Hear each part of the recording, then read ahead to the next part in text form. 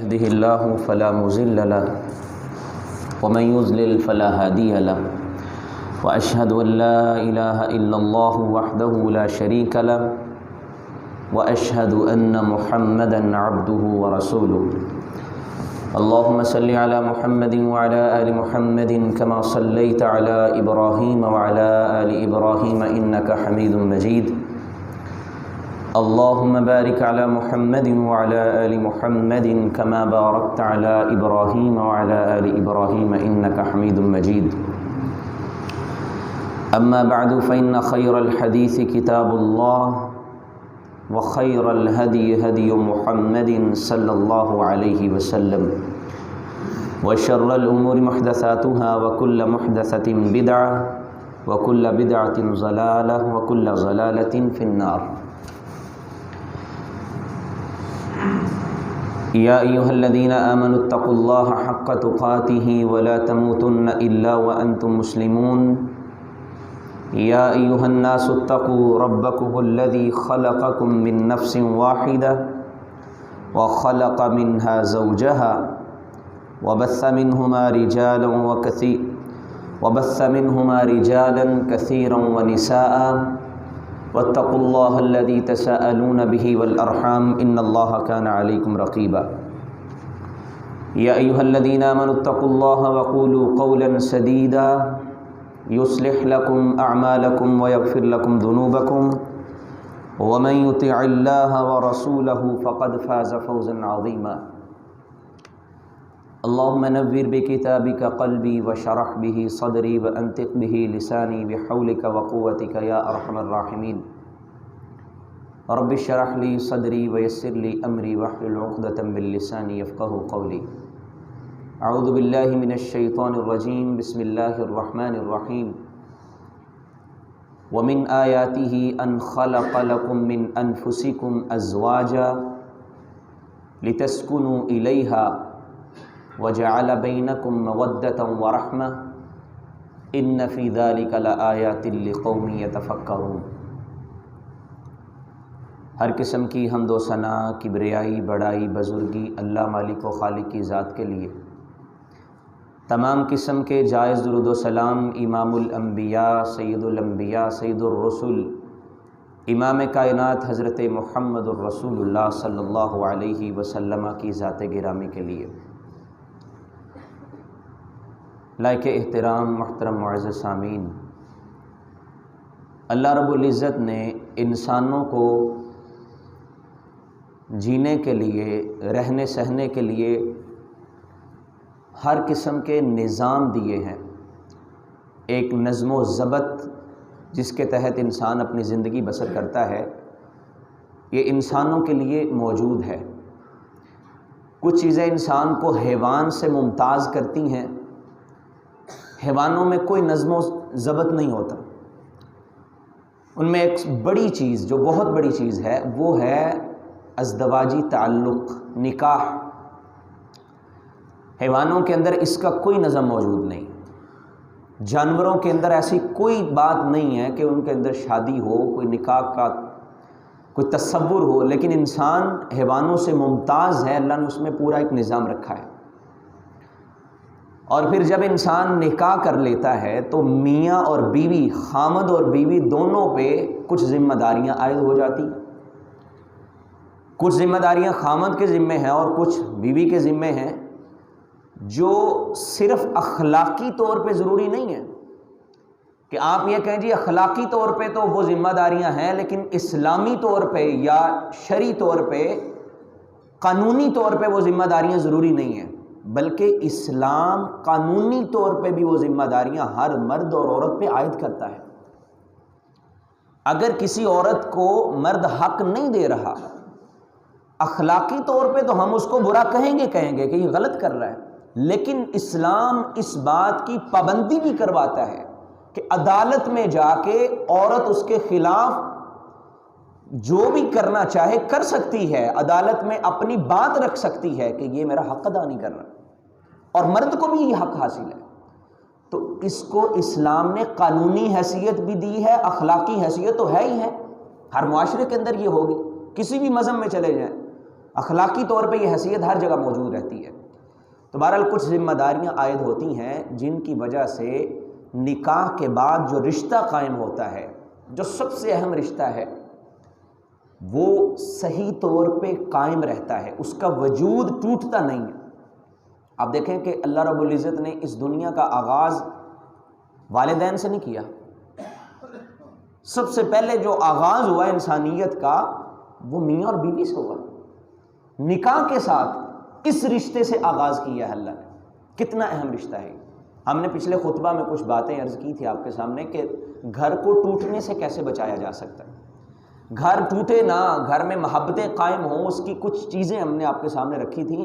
آج کی گفتگو میں ان حقوق کو ہم دیکھتے ہیں جو حق مرد پہ بھی ہے، جو حق عورت پہ بھی ہے، جن حقوق کو پورا کرنا مرد کے ذمہ بھی ہے اور عورت کے ذمہ بھی ہے۔ اگر یہ حقوق ادا کر دیے جائیں تو معاشرے میں امن و امان قائم ہو جائے گا اور گھر کبھی بھی نہیں ٹوٹے گا، گھر میں سکون ہوگا۔ تو جو ہم پیچھے بات کر رہے تھے اسی کو آگے ہم چلاتے ہیں کہ گھر نہ ٹوٹے، محبت قائم رہے۔ تو جو رشتہ محبت اللہ نے بنایا ہے اس رشتے کو سمجھا جائے، ان حقوق کو ادا کیا جائے جو اللہ نے عائد کیے۔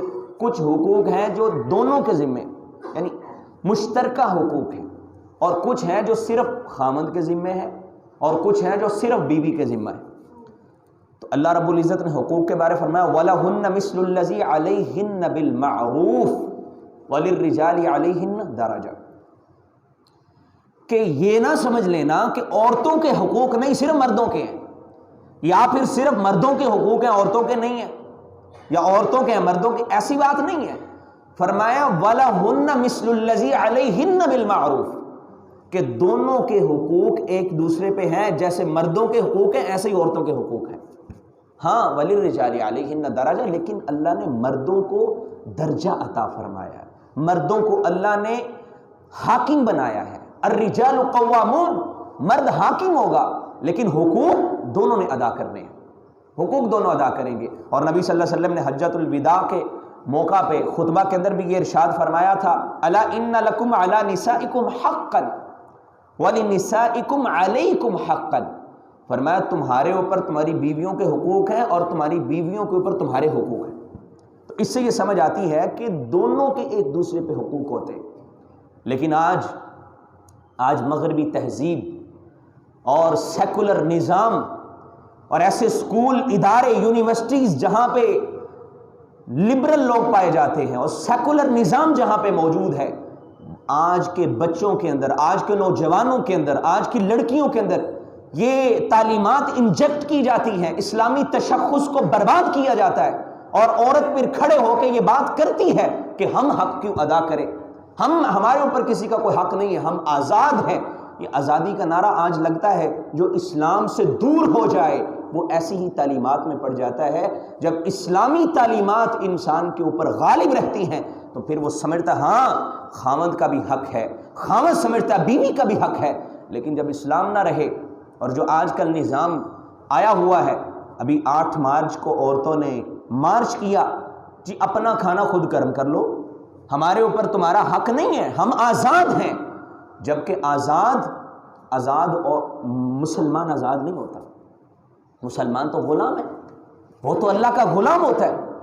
مفتی محمود الحسن غالباً انہوں نے بڑی پیاری بات کہی، کسی جگہ بات ہو رہی تھی شاید سینٹ میں، عورت نے کہا جی ہمارے اوپر تم کیوں حقوق لاگو کرتے ہو، ہم تو آزاد رہنا چاہتے۔ انہوں نے کہا بی بی ہم آپ کی بات ہی نہیں کرتے، ہم تو اس کی بات کرتے جو مسلمان ہے، مسلمان عورت آزاد نہیں ہوتی، آپ جیسے مرضی رہو۔ تو یہ جو کارڈ اٹھا کے، پلے کارڈ اٹھا کے، یہ جو آ کے ہم ایک لوگوں کے سامنے چیزیں پیش کی جاتی ہیں یا لوگوں کو ایک باور کروایا جاتا ہے کہ ہمارے حقوق ادا نہیں ہو رہے، ہم آزادی چاہتی ہیں، یہ مسلمان نہیں ہے۔ بلکہ اب تو ایسے نعرے لگائے گئے، اللہ اکبر، زمین پھٹی نہیں اور آسمان کانپا نہیں، کیسا انہوں نے عجیب نعرہ لگایا، اللہ بھی سن لے آزادی، رسول بھی سن لے آزادی، نعوذ باللہ من ذلک۔ اس سے بڑی بات کیا ہو سکتی؟ مسلمانوں کا معاشرہ، تو مسلمانوں کے معاشرے میں آج کے نوجوانوں کے لیے یہ باتیں بڑی اہم ہیں۔ ہم نے یہ سمجھا کہ نوجوان یہ سمجھتا ہے بھائی میں آزاد ہوں، جیسے مرضی زندگی بسر کروں، مسلمان آزاد نہیں ہوتا، اس کو قید ہے، وہ اپنی اس قید کے اندر رہے گا جو اسلام نے لگائی، اسلام کے دائرے سے باہر نہیں نکل سکتا بندہ۔ تو اسلام یہ کہتا ہے ایک دوسرے کے حقوق کو ادا کرو، عورت آزاد نہیں ہے، مرد بھی آزاد نہیں ہے، دونوں کے ایک دوسرے پہ حقوق ہیں۔ اور سوال آج اٹھا دیا جاتا ہے جی عورت پہ کیا حق ہے مرد کا؟ عورت پہ مرد حاکم بن کے بیٹھا ہوا ہے، وہ جو چاہے وہ کرے، جیسے مرد اپنی مرضی کرتا عورت بھی اپنی مرضی کر سکتی ہے۔ تو یہ سوال تب اٹھتا ہے جب اسلام سے انسان دور ہو جاتا ہے، اسلامی تعلیمات کو نہیں سمجھا جاتا، اور آج لوگ عورتیں خدمت کرنے پہ آر محسوس کرتی ہیں۔ بہرحال اس بات کو ہم آگے چلاتے ہیں۔ سب سے پہلے سمجھیے جو مشترکہ حقوق ہیں، جو دونوں کے ایک دوسرے پہ حقوق ہیں، نکاح کے وقت رکھی گئی شرائط کو پورا کرنا، جیسا کہ ہم نے مختصر سی بات پیچھے بھی کی تھی، وعدوں کو پورا کرنا۔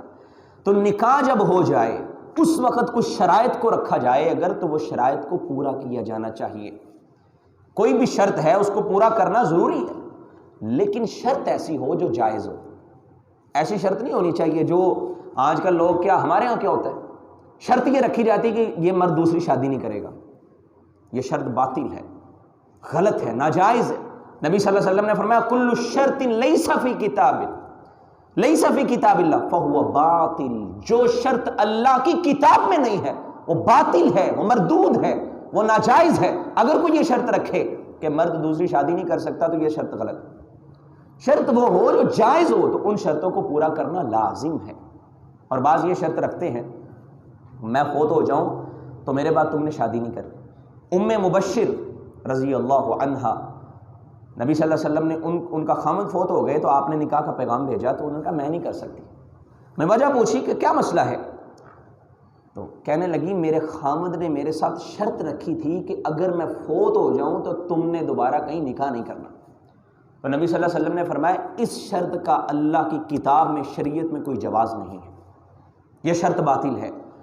اور یہ جو کہہ دیا جاتا ہے کہ ایک یہ بھی شرط کئی دفعہ رکھے، اچھا ہم میرے ساتھ شادی کرنی، عورت کہتی تو پہلی کو طلاق دے دو، یہ بھی باطل ہے۔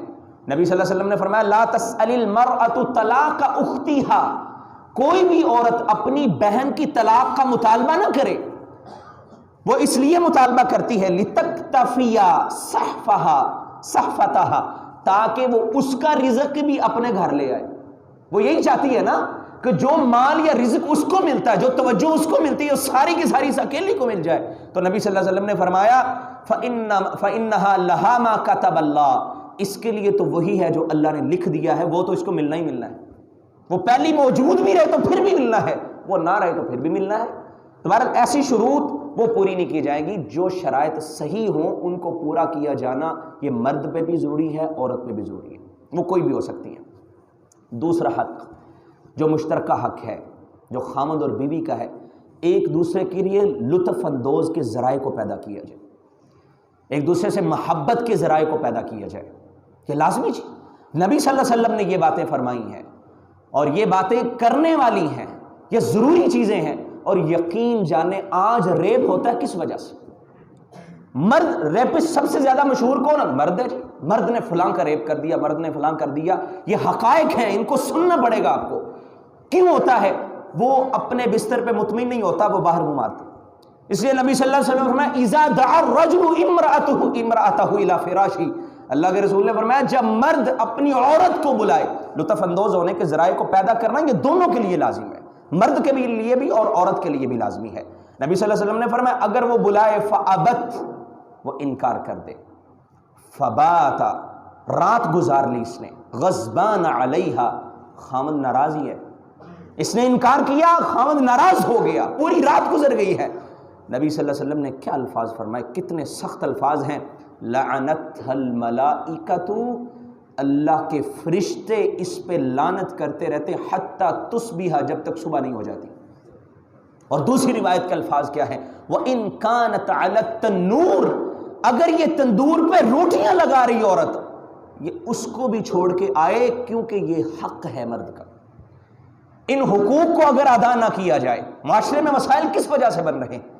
ہمیں ان باتوں کی اویئرنس نہیں ہے، نوجوان کو پتہ نہیں ہے، یا اپنی بیٹی کو ماں شرماتی ہے، میں کیسے یہ باتیں سمجھاؤں، یا بیٹے کو کوئی تعلیم باپ نہیں دے سکتا، ماں اس کو نہیں سمجھا سکتی کہ میں کس انداز میں یہ باتیں اس کو سمجھاؤں، جبکہ اسلاف اور صحابیات اپنی بیٹیوں کو یا صحابہ اپنی بیٹوں کو سمجھایا کرتے تھے، ایک ایک مسئلہ سمجھاتے، نبی صلی اللہ علیہ وسلم اپنے خطبوں میں سمجھاتے، اور انفرادی طور پہ بھی صحابہ کو یہ تعلیمات دی جاتی کہ یہ لازمی چیزیں ہیں، یہ حقوق ہیں، ان کو ادا کرنا، اگر یہ ادا ہو جائیں تو گھر تو سکون ہو جائے، گھر میں سکون ہو جائے گا۔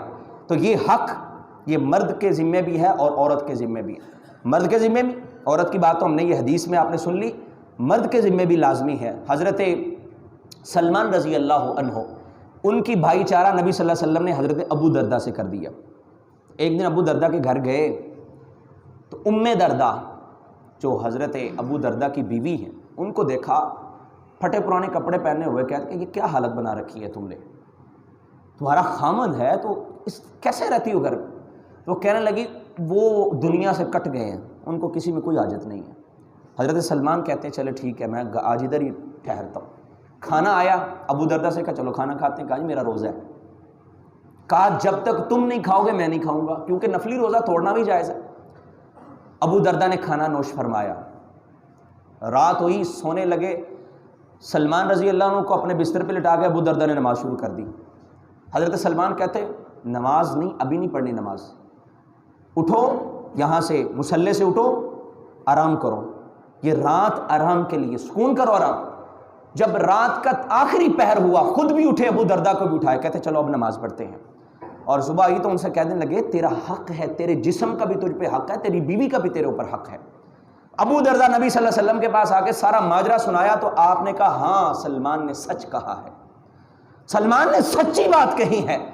یہ اتنا صوفی بن جائے انسان یا اتنا متقی بن جائے کہ وہ اپنے گھر والوں سے بالکل ہی کٹ جائے، بیوی بچوں کو ٹائم ہی نہ دے، یا کہے جی میرا تو کمرہ ہی الگ ہونا چاہیے، یا بیٹا پیدا بیٹی پیدا ہو گئی اب تو میں الگ رہوں گا، مجھے سکون نہیں ملتا، یا ویسے ہی میں الگ سونے کو چاہتا ہوں، میں ساتھ نہیں رہ سکتا۔ یہ تعلیمات نبوی میں نہیں ہے، بلکہ حق ہے دونوں کا ایک دوسرے کے ساتھ لطف اندوز ہونے کے تمام ذرائع کو پیدا کیا جائے۔ اور پھر دوسرا حق ازدواجی تعلقات، ان کی رازداری کر۔ لوگ اپنے دوستوں کے ساتھ باتیں شیئر کر رہے ہوتے ہیں، یا عورت ہے اپنی سہیلیوں کے ساتھ باتیں کر رہی ہوتی ہے، یا عورت اپنی رشتہ داروں کے ساتھ باتیں کر رہی ہے، مرد اپنے رشتہ داروں اپنے کزنوں کے ساتھ باتیں کر رہا ہے۔ نبی صلی اللہ علیہ وسلم نے کیا فرمایا؟ قرآن نے پہلے کہا ہن لباس لکم وانتم لباس لہن، تم ایک دوسرے کے لباس ہو۔ لباس کیا ہوتا ہے؟ لباس اور انسان کے جسم کے درمیان کوئی چیز حائل نہیں ہوتی، ہوتی ہے کچھ بھی حائل نہیں، جو لباس ہے وہ جسم کے ساتھ جڑا ہوا ہے، کوئی تیسری چیز نہیں آ سکتی۔ مرد اور عورت یہ ایک دوسرے کا لباس ہیں، اگر کوئی تیسرا ان کے اندر آ گیا تو یہ لباس اتر جائے گا، اور جب لباس اتر جائے تو بندے کی عزت خراب ہو جاتی ہے۔ اگر انسان لباس کو اتار دے تو یہ برہنہ ہو جائے، عزت خراب ہو جاتی ہے۔ لباس انسان کا رازدار ہوتا ہے۔ آپ کے جسم میں کوئی زخم بنا ہوا ہے یا پھل بیری ہو گئی ہے، کوئی ایسا مسئلہ جسم میں، کوئی عیب ہے، لباس نے چھپا رکھا ہے۔ آپ نہیں جانتے میرے اس بازو پہ کوئی کٹ شٹ تو نہیں لگا، کیونکہ لباس نے چھپایا ہوا ہے۔ عورت اور مرد لباس ہیں، وہ چھپا کے رکھتے ہیں، ایک دوسرے کے عیوب کو بیان نہیں کرتے، ایک دوسرے کی باتوں کو دوسروں کے سامنے بیان نہیں کرتے، اپنے سہیلیوں سے یا اپنے دوستوں سے کوئی شیئرنگ نہیں کرتے۔ اگر کوئی شیئرنگ کرے، دوسروں کو باتیں بتائے، تو نبی صلی اللہ علیہ وسلم نے کیا فرمایا؟ فرمایا ان من اشر الناس عند اللہ، اللہ کے ہاں سب سے بدترین لوگ کون ہیں؟ سب سے برے لوگ اللہ کے ہاں وہ ہیں جو آپس کے رازوں کو دوسروں کے سامنے ظاہر کر دیتے، اللہ کے ہاں یہ بدترین لوگ ہیں۔ تو یہ بھی حق ہے کہ ایک دوسرے کے رازوں کو ظاہر نہ کیا جائے۔ نبی صلی اللہ علیہ وسلم ایک دفعہ لوگوں کے درمیان بیٹھے ہوئے، آپ نے یہ بات ارشاد فرمائی، آپ نے کہا کچھ لوگ ایسے ہیں جو اپنے رازوں کو ظاہر کر دیتے ہیں، تو سارے خاموش رہے۔ حضرت اسماء رضی اللہ عنہا بنت یزید وہ بول پڑی، کہتی ہاں اللہ کے رسول ایسے ہی ہے، کچھ لوگ ایسا کرتے ہیں، کچھ عورتیں ایسا کرتی ہیں، کچھ مرد ایسا کرتے ہیں۔ نبی صلی اللہ علیہ وسلم نے فرمایا ان کی مثال شیطان اور شیطانہ کی ہے جو سب کے سامنے آ کے اپنا تعلق قائم کرتا ہے۔ اتنی بری تشبیہ اللہ کے رسول نے اس کو دی جو اپنے رازوں کو ظاہر کرے۔ تو یہ یہ بھی حق ہے ایک دوسرے کے رازوں کو، عیبوں کو چھپا کے رکھا جائے۔ اور اگلی بات، حق کے وراثت۔ ہمارے یہاں یہ ہوتا ہے، اگر عورت فوت ہوگی نا، خامد وراثت لے لے گا، خامد اس کے مال پہ قابض ہو جائے گا یا اس میں سے اپنا حصہ لے لے گا، لیکن جب خامد فوت ہو جائے تو عورت کو نہیں کو پوچھتا، بیوی کو بہت کم حصہ دیا جاتا ہے، جبکہ قرآن کیا کہتا ہے؟ وَلَكُمْ نِصْفُ مَا تَرَكَ أَزْوَاجُكُمْ إِن لَّمْ يَكُن لَّهُنَّ وَلَد۔ یہ پوری آیت میں اللہ رب العزت نے یہ احکام بیان فرمائے، اگر خامد فوت ہو جائے تو بیوی کا حصہ ہے، اور اگر بیوی فوت ہو جائے تو خامد کا حصہ ہے، دونوں کو وراثت میں حصہ ملے گا، کسی کو محروم نہیں رکھا جائے۔ اور آج کے زمانے میں کیا ہوتا ہے؟ آج لوگ محروم کر دیتے ہیں، اور نبی صلی اللہ علیہ وسلم نے فرمایا 2 لوگ ایسے ہیں جن کو اللہ دنیا میں سزا دے دیتا ہے۔ حالانکہ دنیا کیا ہے؟ دنیا دارالامتحان ہے، دارالجزا نہیں ہے، یعنی یہاں پہ جزا اور سزا کے فیصلے نہیں ہوتے، وہ تو قیامت کے دن ہوں گے۔ ابھی تو صرف امتحان کی جگہ ہے، جو برائیاں کر رہا ہے وہ برائی کر رہا ہے، جو نیکی کرتا ہے وہ نیکی کرتا جا رہا ہے، لیکن امتحان کے بعد جزا اور سزا یہ قیامت کے دن ہوگی۔ لیکن اللہ کے رسول نے فرمایا 2 بندوں پہ اللہ کو اتنا غصہ آتا، اللہ دنیا میں ان کو عبرت کا نشان بنا دیتا ہے۔ وہ 2 لوگ کون ہیں؟ آپ نے فرمایا جو کسی پہ ظلم کرتا ہے، اور دوسرا جو قطع رحمی کرتا ہے، جو رشتوں کو توڑتا ہے۔ اللہ کے رسول نے فرمایا اللہ ان کو دنیا میں سزا دے دیتا ہے۔ تو ظلم کرنا، کسی کے حق کو مار لینا، یہ مرد کے ساتھ ظلم ہو یا عورت کے ساتھ، تو یہ جائز نہیں ہے، بلکہ دونوں کا حق ہے۔ اگر خامد فوت ہو جائے تو بیوی وراثت میں حصہ دار ہے، اور اگر بیوی فوت ہو جائے تو خامد حصہ دار ہے، یہ بھی ایک مشترکہ حق ہے۔ اور اگلی بات، اطاعت الہی میں ایک دوسرے کے ساتھ معاونت کرنا، بڑی خوبصورت بات، بڑی پیاری بات۔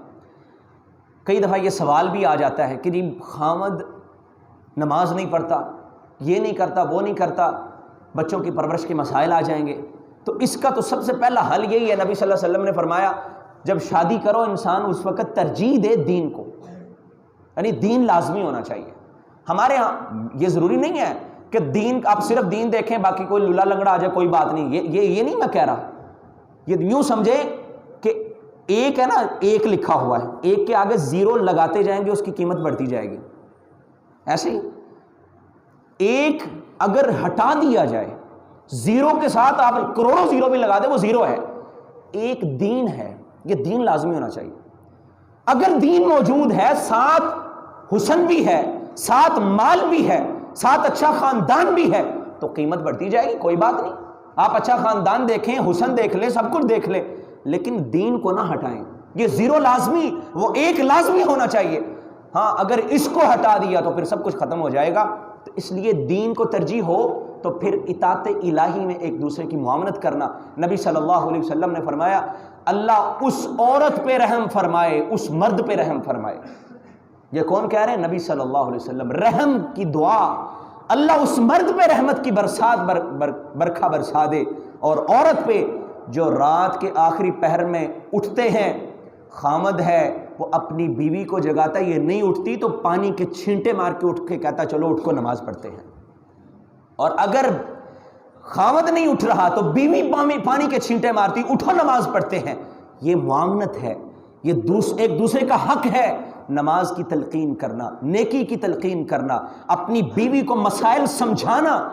آج کل یہ ہوتا علماء خود لوگوں کو بڑے مسائل سمجھائیں گے، گھر میں مسائل سمجھاتے ہیں، یا مرد حضرات مسجد میں آ کے بڑی بحثیں چھیڑ لیں گے، جی فلاں مسئلہ ایسے فلاں ایسے، اپنی بیوی کو مسائل نہیں سمجھا سکتے، یا بیوی مسائل اگر جانتی ہے وہ خامند کو نہیں سمجھاتی۔ ایک دوسرے کے ساتھ معاونت یہ کرنا، یہ بھی حق ہے۔ اطاعت میں ایک دوسرے کو آگے لے کے، نماز پڑھنی ہے اس کو پڑھاؤ، قرآن پڑھنا ہے خود پڑھو اس کو بھی پڑھاؤ۔ تو بہرحال یہ بھی ایک حق ہے جو ہمیں ادا کرنا چاہیے۔ اگلی بات، ایک دوسرے کے لیے زیب و زینت اختیار کرنا، بڑی اہم بات۔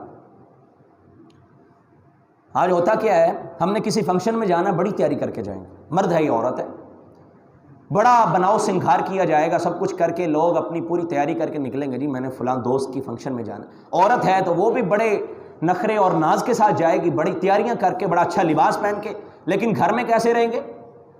جیسے لٹے پھوٹے ہوتے ہیں، کوئی حالت ہی عجیب حالت بنا رکھی ہے۔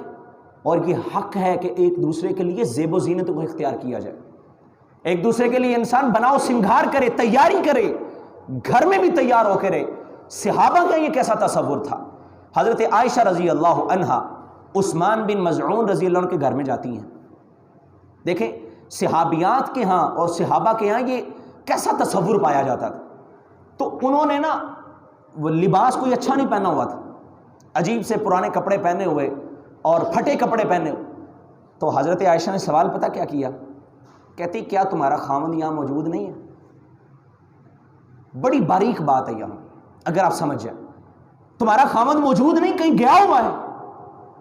عائشہ نے صرف ان کی حالت کو دیکھ کے یہ کہہ دیا کہ عورت کا خاوند اگر موجود ہے، وہ گھر میں ہے، یعنی گھر سے کہیں دور کسی علاقے میں نہیں گیا، گھر میں ہے یا کسی ڈیوٹی پہ گیا واپس آنا ہے، عورت میں یہ وہاں تصور ہی نہیں تھا کہ خاوند گھر میں موجود ہو تو عورت پھٹے پرانے کپڑے پہنے، وہ تو تیار ہو کے ہی رہتی ہے ہمیشہ۔ اور ہمارے ہاں حالت کیا ہوتی ہے؟ فنکشن میں جانا ساری تیار ہو جائے گی، میک اپ سارا جتنا بھی ہے سب کچھ استعمال ہوگا، لیکن گھر میں انسان کی حالت بڑی عجیب و غریب ہے۔ خاوند گھر میں آیا تو ماتھا باندھا ہوا ہے یا پھر تھکاوٹ کے مسائل ہیں، جب ایسا ہوگا تو پھر محبتیں قائم نہیں ہوتی۔ صحابیات میں یہ تصور پایا جاتا۔ عائشہ رضی اللہ عنہ نے کیا کہا ہے؟ یہ کہا کہ تمہارے خاوند اگر موجود ہے تو پھر تمہاری حالت ایسی کیوں ہو گئی؟ تمہیں تو تیار ہو کے نہ چاہیے۔ تو ایک دوسرے کے لیے زیب و زینت اختیار کرنا، مسواک کر کے رکھنا، برش کر کے رکھنا، اپنے کپڑوں کو اچھا صاف ستھرا رکھنا، اچھا لباس پہننا، خوشبو کا استعمال کرنا، خاوند کے لیے بیوی کر سکتی ہے۔ ہاں غیر محرم کے سامنے زیب و زینت عورت اختیار نہیں کر سکتی، یہ بات الگ ہے۔ یہ اس بات سے آپ یہ کبھی نہ سمجھیں کہ جیسے بھی زیب و زینت کا آپ نے کہا تو پھر زیب و زینت اختیار کرے، خاوند کے سامنے اختیار کر سکتی ہے۔ جیسا وہ لباس پہننا چاہتی، خاوند چاہتا ہے وہ لباس پہنائے، اس کو کوئی حرج نہیں ہے۔ تو ایک دوسرے کے لیے زیب و زینت اختیار کرنا، ایک دوسرے کے لیے بناؤ سنگھار کرنا، یہ ضروری ہے۔ اور اس بات کی اہمیت کا اندازہ لگائیں۔ نبی صلی اللہ علیہ وسلم کسی غزوے سے واپس آئے، کافی دنوں کے سفر کے بعد واپس آئے، تو آپ نے کیا کہا صحابہ سے؟ نبی صلی اللہ علیہ وسلم فرماتے ٹھہر جاؤ، ابھی نہ گھر جاؤ، شام کو جانا۔ وجہ کیا ہے؟ آج تو موبائل آ گئے، آج تو کال پہ بندہ بتا سکتا ہے کہ میں گھر آ رہا ہوں، کہیں کسی دور دراز علاقے میں نکلا ہوا ہے، بندہ واپس آ رہا ہے، لیکن اس زمانے میں ایسا سسٹم نہیں تھا۔ تو نبی صلی اللہ علیہ وسلم کہتے ٹھہر جاؤ، پہلے پیغام بھیجو بستی میں کہ ہم آ گئے ہیں، شام کو گھر جانا۔ اس کی وجہ کیا ہے؟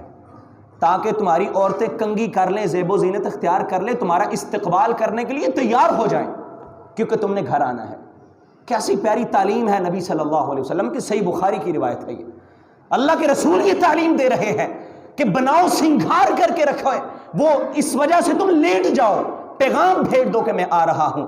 یہ نہ ہو تم جاؤ تو واویلا شروع ہو، تھکاوٹ کے بہانے ہو، آگے استقبال کرے عورت، اس کے موزے اتارے، کپڑے جو ہیں وہ اوپر کوئی جرسی وغیرہ یا کوئی ایسا لباس جو اوپر والا ہے وہ اتارنے میں مدد کرے، اس کو دوسرا لباس پیش کرے، جوتا اتارے۔ یہ محبتیں جب ہوں گی کبھی گھر ٹوٹے گا؟